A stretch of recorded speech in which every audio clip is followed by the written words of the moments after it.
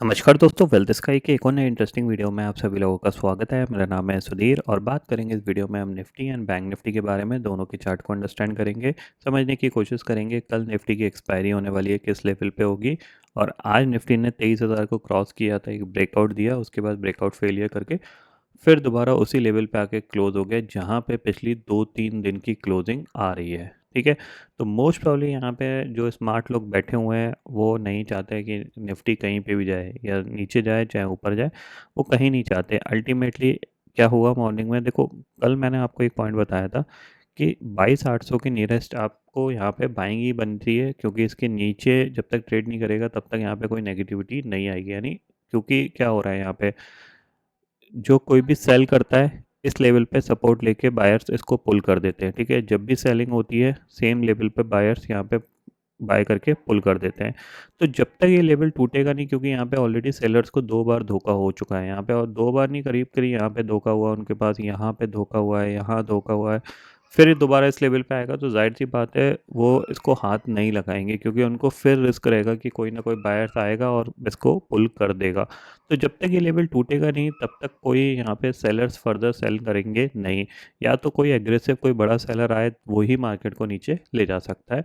तो इसीलिए यहाँ पे आप देख रहे हो जैसी मार्केट खुला, खुलने के साथ क्या ऑलमोस्ट इस कैंडल को छोड़ दो सारी ग्रीन कैंडल बनी है, और उसके बाद इसने 23,000 को भी ब्रेक कर दिया था। जब मैं वीडियो बना रहा था तब ये यहाँ पे ट्रेड कर रहा था, लेकिन जब वीडियो एडिट करने के बाद जब तक मैं डाल पाया तब तक ये ब्रेकआउट हो चुका था।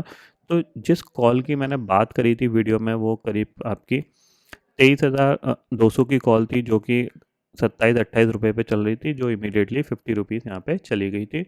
अराउंड 14 रुपये या 15 रुपये के आसपास का मैंने उसका स्टॉप लॉस दिया था, मतलब वही करीब करीब आपका 11 से 12 रुपये का आपका रिस्क था, और टारगेट आपका यही सेम 50-60 रुपये का टारगेट था यहाँ पे, जो कि इसने वन वे में हिट कर दिया था।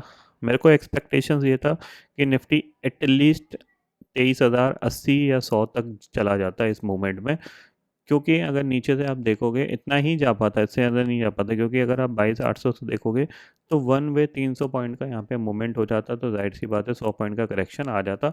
वो यहीं से आ गया, फिर ये इसने किया, फिर ये। और ऑलमोस्ट पिछले 4 दिन की क्लोजिंग की अगर हम बात करें तो 4 दिन की क्लोजिंग ऑलमोस्ट 22,950 के आसपास ही रही है। यहाँ पे 950 थी, उसके बाद ये 960 के आसपास थी, ये 960-65, कल की भी करीब करीब 945 थी, और आज की भी 932 है। मतलब ऑलमोस्ट इस जोन में आके कहीं ना कहीं निफ्टी क्लोज हो जाता है, और यही जोन बार बार यहाँ पे निफ्टी का डिसाइड हो रहा है, मतलब वही 4-5 पॉइंट ऊपर नीचे, 4-5 पॉइंट ऊपर नीचे यहाँ पे हो रहा है। तो कल की एक्सपायरी किस लेवल पे होगी फिलहाल अंदाज़ा लगाना थोड़ा सा मुश्किल है, बट कह सकते हैं कि हो सकता है राउंड फिगर 23,000 है, साइकोलॉजिकल फिगर है, इसके आसपास कहीं हो सकती है। ठीक है, अगर आप देखोगे ऑप्शन चेन डाटा में, ऑप्शन चेन डाटा जो बोल रहा है वो क्लियरली इंडिकेट कर रहा है कि 23,000 की जो कॉल है यहाँ पे करीब करीब 82 लाख का ओपन इंटरेस्ट बना हुआ है। इसका मतलब क्या है, इसके ऊपर होने के चांसेस थोड़े से कम है, क्योंकि कंटिन्यूसली मार्केट 23,000 को निकालता तो है लेकिन क्लोजिंग इसके नीचे आ रही है। तो चांसेस वेरी हाई कि इसके ऊपर क्लोजिंग एक्सपायरी ना आए। बट हाँ, 23,000 की जो पुट है वहाँ पे 32 लाख का ओपन इंटरेस्ट पुट साइड पे है। 22,900 एक स्मार्टली देखा जाए तो लगभग लगभग ओपन इंटरेस्ट बराबर है। ठीक है ना, आप देख सकते हो 48 लाख आपका पुट साइड पे और कॉल साइड पे 41 लाख का ओपन इंटरेस्ट है। टोटल प्रीमियम अगर देखा जाए तो करीब 160 पॉइंट का है। तो यहाँ पे अगर कैलकुलेशन किया जाए तो कहीं ना कहीं जो दिख रहा है वो ये है कि 22,750 एक सपोर्ट और 23,050 एक रेजिस्टेंस होगा। तो 22,900 के आसपास एक्सपायरी होनी चाहिए, ऐसा यहाँ पे लग रहा है। बाकी मार्केट है, कुछ भी कर सकता है, तो इसको चार्ट के बेसिस पे समझ लें। तो 15 मिनट का टाइम फ्रेम यहाँ पे लगा हुआ है।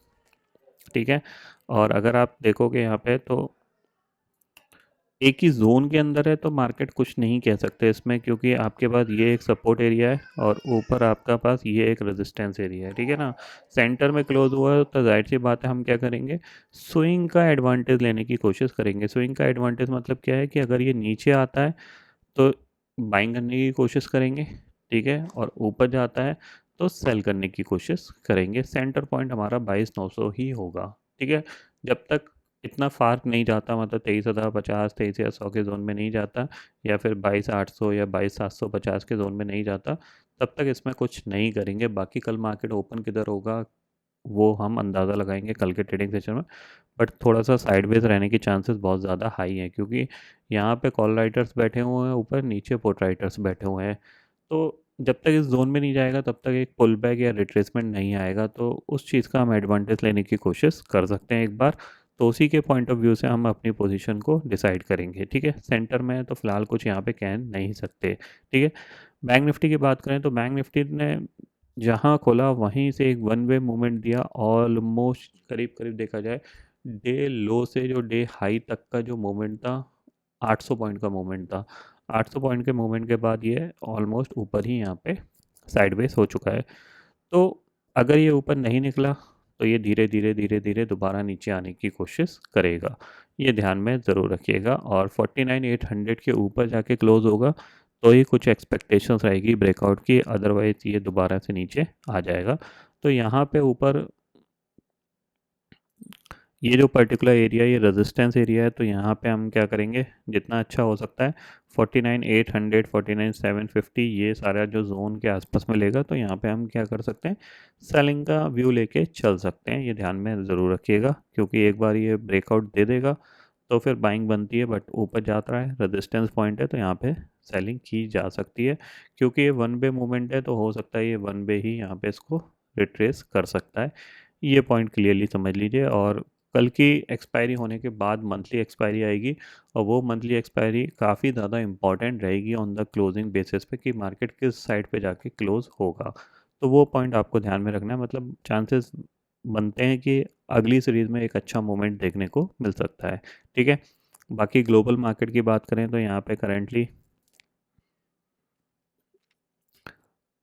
करीब 70 पॉइंट डाउ फ्यूचर नेगेटिव है, और नैस्डैक फ्यूचर भी करीब 19 पॉइंट नेगेटिव है। यूरोपियन मार्केट भी 1 से आधा% यहाँ पे नेगेटिव दिख रहे हैं।